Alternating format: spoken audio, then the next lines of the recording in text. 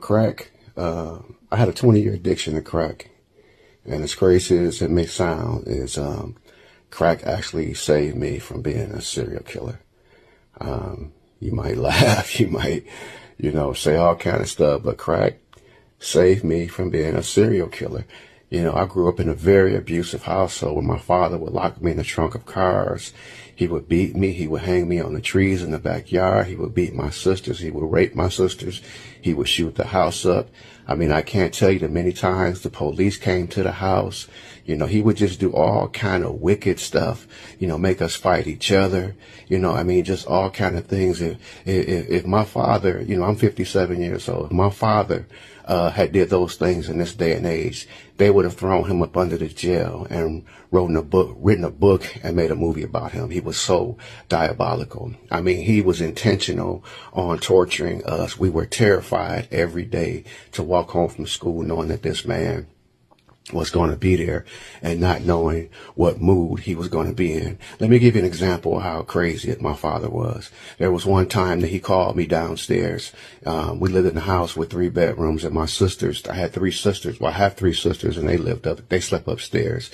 He called me down. I was about 7 or 8 years old. He called me downstairs and he said, I want you to play like you came downstairs and you found me dead and you found this knife in my chest. So he went to grab some checkbooks back then. He put this knife inside the checkbooks and put the checkbooks inside his chest and closed and buttoned up his shirt where it appeared like he had been stabbed in the chest. And he poured ketchup all around himself. And he said, you better go upstairs and you better make sure you're convincing and letting your sisters know that you found me dead like this, because I want to see if they really love me and I want to see their reaction. So me as a kid, now this is one of many incidents with this man. So I go upstairs and I'm telling my sisters, I found daddy downstairs and he's dead and blah, blah, blah. And so they run downstairs and they're looking around and they see all this red stuff that appears to be blood, and they're not even screaming. They're just like, oh, wow, wow. And then one of my sisters out of nowhere, and it's kind of funny today, not comical funny, but kind of funny. She jumped and said, I smell ketchup.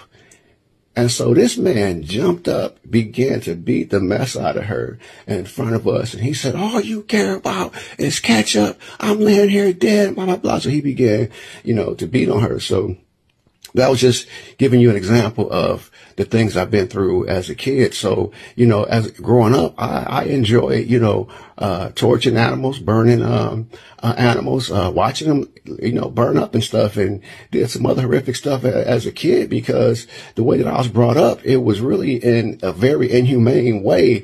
And I didn't even know how to be a human being. So as I got older, I began having these really dark thoughts about, the way my father would hurt me. I wanted to hurt other people, or I wanted to see other things hurt, and I would vision this, and this is something that I wanted to do. Now, when my mother finally left my father, I ended up smoking weed and drinking and ended up being on crack for 20 years. So it took away my career of being a serial killer, But I won't even get into the stories of the crack, and I haven't even begun to touch the stories of all the things that my father did to me and my sisters and my mother and even our dogs. I was born into, my father was a lunatic. Let me just put it like that. My father was very, very evil, very demonic, man. And, I had tendencies, after finally leaving him, I really had tendencies of being a serial killer. As crazy as it sounds, crack saved me from being a serial killer. Now, I'm probably going to share a lot of stories with y'all about my crack use, about my childhood, and for a lot of y'all, you're going to wonder, how in the world are you still standing? And I can tell you the only way that I'm still standing here and looking like I've never spent 20 years on crack. I've never gone to the penitentiary. I've never had brain surgery, trigeminal neuralgia. I'm not going through what I'm going through right now. I'm only standing here, sitting here, I guess, because of the Most High God. Because some days now and some days in the past, you know, I didn't want to be here. But that's my quick story on how crack saved me from being a serial killer.